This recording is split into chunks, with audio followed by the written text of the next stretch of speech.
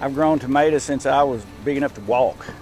My daddy was doing most of it then, but I picked it up as soon as I could, and we learned that the public loves tomatoes, and we were good at growing tomatoes, and the soil around this area here around Jacksonville grows good tomatoes. Before the timber and before the greenhouse operations, before the cows and the hay, this was tomatoes. If you want a little, you plant a little. If you want to make a lot, then you plant a lot, and I've always wanted to make a lot, so I plant a lot. The conditions here allow for you to get a crop out there early in March. This East Texas sand and soil, and it's hilly and it drains well, and so it'll take a lot of rain. Quick crop, in 60 days you're picking, and it gets really hot, so it yields the tomatoes quickly, and they taste good. You know, that's what helped as well. The people learned that these tomatoes from Jacksonville taste good.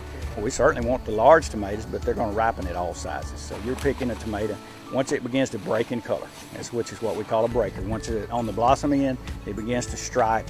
Once it's a definite stripe in color, then it's ready to pick, because that tomato then will ripen in 2 or 3 days. It'll be red. So it's okay to pick it. It's considered vine ripe at that stage.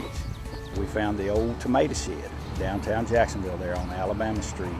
And so we acquired that old building and started bringing our products down there and grading and packing our tomatoes there.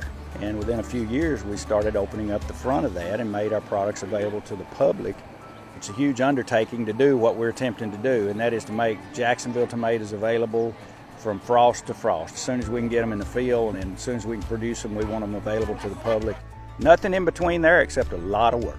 We began to experiment with irrigation and different, hot weather varieties of tomatoes that would actually physically set tomatoes on down into July and August. You're looking at 3 or 4 plantings of tomatoes, and in order to keep producing them all summer, we market not only to the public, we market also to supermarkets. So we reach out all the way to the Dallas-Fort Worth market, with the Central Market stores and some of the H-E-B stores, and our tomatoes even reach Austin and San Antonio from time to time.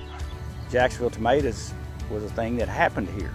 I didn't create the tomato deal here in Jacksonville. It was our ancestors, our forefathers created the tomato deal at Jacksonville and caused Jacksonville to gain its prominence as the tomato producing capital of the world. Some of my friends grow tomatoes in other areas, and they just can't stand when people talk all the time about Jacksonville tomatoes. And you can talk to the customers as well when you go to these markets. If they try tomatoes elsewhere, he said Jacksonville tomatoes are the best. That's what it is. The tomatoes are good, and all we're doing is growing them.